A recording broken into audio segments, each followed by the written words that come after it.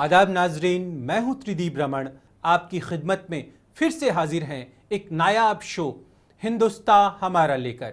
एक ऐसा TV show जो पहचान है स्याह अंधेरों में खोए मुस्लिम कौम के वजूद का। नाज़रीन आदाब, मैं हूं साइमा खान। दुनिया जहां से निराले शो हिंदुस्तान हमारा में आपका इस्तकबाल है। कभी कभी इंसान अपनों को खुश रखने के लिए वक्त के हाथों अपने खून का हर कतरा गिरवी रख देता है, लेकिन इसके बावजूद भी उसे कोई मुकम्मल जहां नहीं मिल पाता। आशिक की जिंदगी की दास्तां इससे क्या अलग है?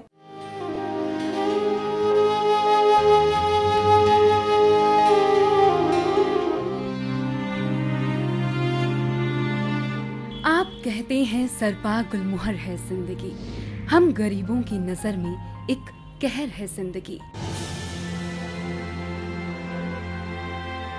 कुछ लोगों के लिए गरीबी उनकी तकलीफों की वजह होती है, तो कुछ लोग इसे सजा के तौर पर देखते हैं। लेकिन ये तब बोझ बन जाती है जब कोई अपनी जिंदगी को कहर मान ले।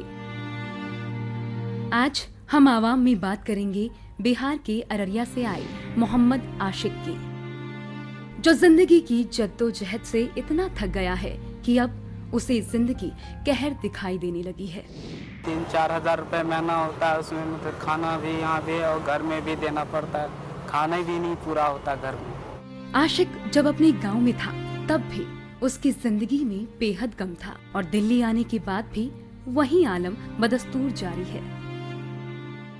वो बूढ़े माँ बाप की लाठी बनना चाहता था, यही वजह थी कि वो दिल्ली आया। आए तो थे यहाँ कमाने के लिए, लेकिन काम नहीं हो रहा। 200-250 रुपए में क्या बचेगा, कुछ भी नहीं बचे।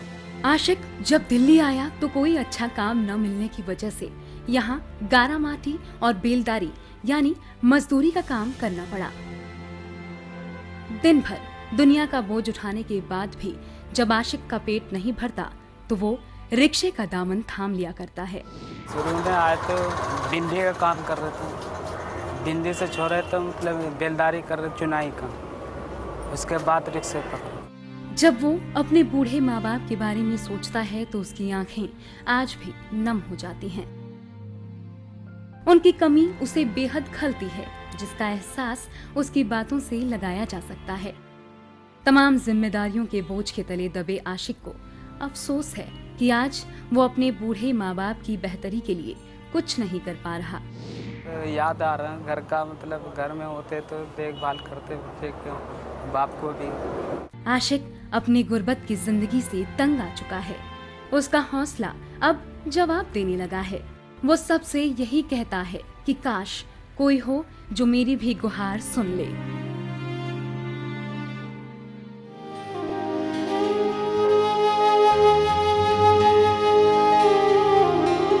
अवाम में आशिक की दास्तां बयानी के बाद अब वक्त है हमारी बात पेश करने का।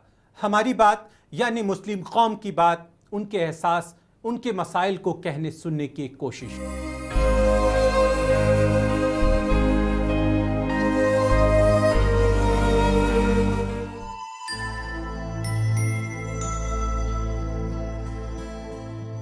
आज जब जिंदगी की इस भागदौड़ में इंसान अपनों के लिए भी वक्त नहीं निकाल पाता है, ऐसे में एक शख्स कुछ बेजुबान परिंदों की खिदमत में लगा हुआ है। वो उनकी हर सहूलियतों का खास ख्याल रखता है। भले ही वो एक वक्त खुद भूखा रह जाए, लेकिन इन परिंदों के लिए दाना पानी का इंतजाम करने में कोई कमी नहीं आने देता। जी हाँ, हम बात कर रहे हैं लखीमपुर खीरी जिले के रहने वाले फैसल की। फैसल से ये बेजुबान परिंदे इतने घुल मिल गए हैं कि इनके आहटों को सुनकर ही उन्हें पहचान लेते हैं। यूं तो फैसल का एक छोटा सा कारोबार है और उसके सर पे अपने परिवार की बड़ी जिम्मेदारियां, लेकिन फैसल कभी भी अपनी जिम्मेदारियों को अपनी इस मोहब्बत के बीच नहीं आने देना चाहता। आज भी वो अपनी तमाम मसरूफियत के बावजूद इन परिंदों के लिए पूरा वक्त निकाल लेता है। गौरैया जो खत्म होने की कगार पे थी, इनको मैं बचाने का काम कर रहा हूँ। आर्टिफिशियल घोंसले लगा रहा हूँ, लोगों से कह रहा हूँ इनको बचाएं, घोंसले लगाएं, जिससे कि ये बची रहेंगी तो हम लोग भी बचे रहेंगे और वातावरण अच्छा रहेगा।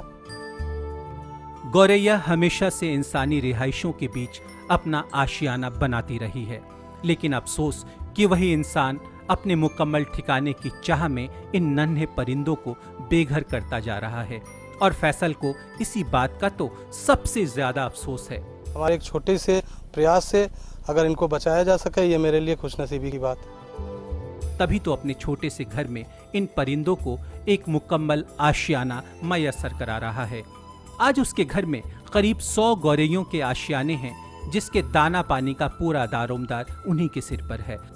वो इस बात का फर्क भी भूल गया है कि अपनी खिदमत के एवज में ये नन्ही मुन्नी गौरैयों से उन्हें सिवा दुआ के और कुछ नहीं मिल पाएगा।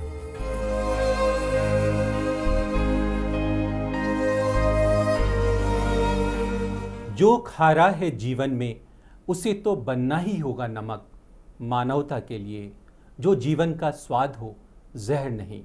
हमारी बात के बाद अब वक्त है एक छोटे से ब्रेक का, पर याद रखिए आज का एपिसोड है थोड़ा अलग, थोड़ा जुदा, क्योंकि ब्रेक के बाद हम लेकर आने वाले हैं हम वतन, यानी अपने संडे स्पेशल के सिलसिले को ही आज आगे बढ़ाएंगे हम। कांग्रेस के national general secretary Digvijaya Singh की बेलाग बातचीत से हम आपको रूबरू कराएंगे ब्रेक से लौटने के तुरंत बाद। हिंदुस्तान हमारा में हमारे साथ बने रहिएगा, वक्त की धड़कनों को यूं ही रखिएगा संभाल कर। हम लौट कर आते हैं पल दो पल में। कम्युनल हिंदू और कम्युनल मुस्लिम दोनों एक ही सिक्के के दो पहलू हैं और दोनों मिलकर ही इस देश में दंगा कराते रहे हैं।